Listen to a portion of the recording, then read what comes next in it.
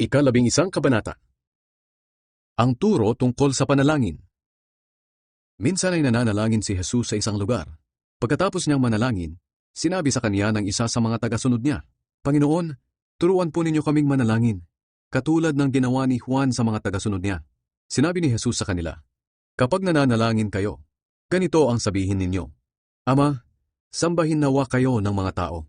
Naway magsimula na ang inyong paghahari. Bigyan niyo po kami ng makakain sa araw-araw, at patawarin niyo kami sa aming mga kasalanan, dahil pinapatawad din namin ang mga nagkakasala sa amin. At huwag niyo kaming hayaang matukso." Pagkatapos sinabi niya sa kanila, "Halimbawa pumunta kayo sa kaibigan ninyo isang hating gabi, at sinabi sa kanya, Kaibigan, pahiram naman diyan ng 3 tinapay, dahil dumating ang isang kaibigan ko na galing sa paglalakbay, at wala akong maihain sa kanya."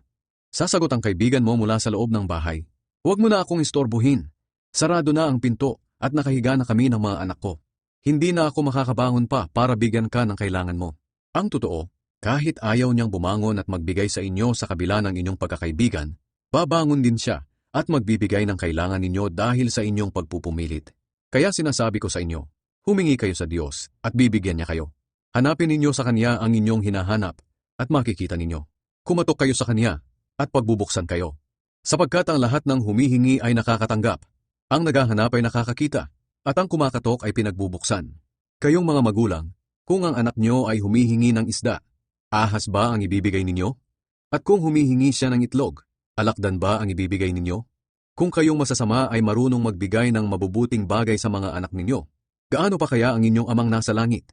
Ibibigay niya ang banal na espiritu sa mga humihingi sa kanya. Si Jesus at si Satanas. Minsan, pinalayas ni Jesus ang isang masamang espiritu na sanhi ng pagkapipi ng isang lalaki. Nang lumabas na ang masamang espiritu, nakapagsalita ang lalaki. Namangha ang mga tao. Pero may ilan sa kanila ang nagsabi, "Si Satanas na pinuno ng masasamang espiritu ang nagbigay sa kanya ng kapangyarihang magpalayas ng masasamang espiritu." Ang iba naman ay gustong subukin si Jesus, kaya hiniling nilang magpakita siya ng himala mula sa Diyos bilang patunay na sugos siya ng Diyos. Pero alam niya ang kanilang iniisip, kaya sinabi niya sa kanila, "Kung ang mga mamamayan ng isang kaharian ay nagkakawatak-watak at nag-aaway-away, mawawasak ang kahariang iyon. Ganoon din ang mangyayari sa isang tahanang ang nakatira ay nag-aaway-away. Kaya kung si Satanas at ang mga kampo niya ay nagkakahati-hati at nag-aaway-away, paano mananatili ang kaharian niya? Tinatanong ko ito sa inyo, dahil sinasabi ninyo na nagpapalayas ako ng masasamang espiritu sa pamamagitan ng kapangyarihan ni Satanas. Kung si Satanas nga ang nagbigay sa akin ng kapangyarihang magpalayas ng masasamang espiritu, sino naman ang nagbigay sa mga tagasunod ninyo ng kapangyarihang makapagpalayas din ng masasamang espiritu? Sila na rin ang makapagpapatunay na mali kayo. Ngayon, kung nagpapalayas ako ng masasamang espiritu sa pamamagitan ng kapangyarihan ng Diyos, nangangahulugan nito na dumating na sa inyo ang paghahari ng Diyos. Kung ang isang taong malakas at armado ang nagbabantay sa kanyang bahay, ligtas ang mga ari-arian niya. Pero kapag sinalakay siya ng isang taong mas malakas kaysa sa kanya, matatalo siya at kukunin nito ang mga armas na inaasahan niya at ipapamahagi ang mga ari-arian niya. Ang hindi kumakampi sa akin ay laban sa akin, at ang hindi tumutulong sa pagtitipon ko ay nagkakalat. Ang pagbabalik ng masamang espiritu. Kapag lumabas ang masamang espiritu sa tao, gumagala ito sa mga tuyong lugar para maghanap ng mapagpapahingahan. At kung wala siyang matagpuan, ay iisipin na lang niyang bumalik sa kanyang pinanggalingan. Kung sa pagbabalik niya ay makita niyang malinis at maayos ang lahat, aalis siya at tatawag ng 7 pang espiritu na mas masama kaysa sa kanya. Papasok sila sa taong iyon at doon maninirahan.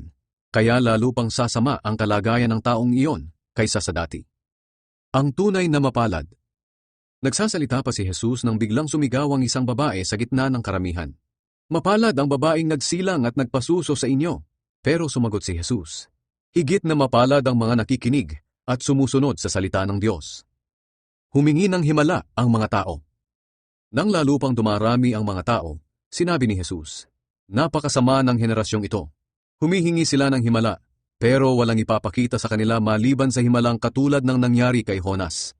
Kung paanong naging palatandaan si Jonas sa mga taga-Ninive, ganoon din ako na anak ng tao sa henerasyong ito.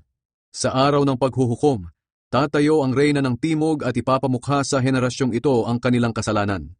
Sapagkat nanggaling pa siya sa napakalayong lugar upang makinig sa karunungan ni Solomon. At ngayon, narito ang isang nakahihigit pa kay Solomon, pero ayaw ninyong makinig sa kanya. Maging ang mga taga-Ninive ay tatayo rin at hahatulan ang henerasyong ito. Dahil nagsisi sila ng mangaral sa kanila si Jonas. At ngayon, narito ang isang nakahihigit pa kay Jonas na nangangaral sa inyo, pero ayaw ninyong magsisi. Ang ilaw ng katawan. Walang taong nagsisindi ng ilaw at pagkatapos ay itatago o tatakpan ng takalan. Sa halip, inilalagay ang ilaw sa patungan upang magbigay liwanag sa lahat ng pumapasok sa bahay. Ang mata ang nagsisilbing ilaw ng katawan. Kung malinaw ang mata mo, maliliwanagan ang buo mong katawan. Pero kung malabo ang mata mo, madidiliman ang buo mong katawan. Kaya tiyakin mong naliwanagan ka, dahil baka ang liwanag na inaakala mong nasa sa iyo ay kadiliman pala. Kung naliwanagan ang buo mong katawan, at walang bahaging nadiliman, magiging maliwanag ang lahat na parang may ilaw na lumiliwanag sa iyo. Tinuligsa ni Jesus ang mga Pariseo at mga tagapagturo ng kautusan. Pagkatapos magsalita ni Jesus, inanyayahan siya ng isang Pariseo na kumain sa kanila. Kaya pumunta si Jesus at kumain. Nagtaka ang Pariseo nang makita niyang hindi muna naghugas ng kamay si Jesus bago kumain, ayon sa seremonya ng mga Hudyo. Kaya sinabi sa kanya ni Jesus, "Kayong mga Pariseo, nililinis ninyo ang labas ng tasa at pinggan, pero ang loob ninyo'y punong-puno ng kasakiman at kasamaan. Mga mangmang, hindi ba't ang Diyos na gumawa ng labas ang siya ring gumawa ng loob? Para maging malinis kayo, kaawaan ninyo ang mga mahihirap, at tulungan niyo sila sa kanilang pangangailangan. Nakakaawa kayong mga Pariseo. Ibinibigay nga ninyo ang 10 ng mga pampalasa at mga gulay ninyo, pero kinakaligtaan naman ninyo ang makatarungan na pakikitungo sa kapwa at ang pag-ibig sa Diyos. Magbigay kayo ng mga 10 ninyo, pero huwag naman ninyong kaligtaang gawin ang mas mahalagang bagay. Nakakaawa kayong mga Pariseo. Mahilig kayong umupo sa mga upuang pandangal sa mga sambahan, at gustong-gusto ninyong batiin kayo at igalang sa matataong lugar. Nakakaawa kayo, sapagkat para kayong mga libingang walang palatandaan at nilalakaran lamang ng mga tao nang hindi nila nalalaman. Sinagot si Jesus ng isa sa mga tagapagturo ng kautusan, "Guro, pati kami ay iniinsulto mo sa sinabi mong iyan."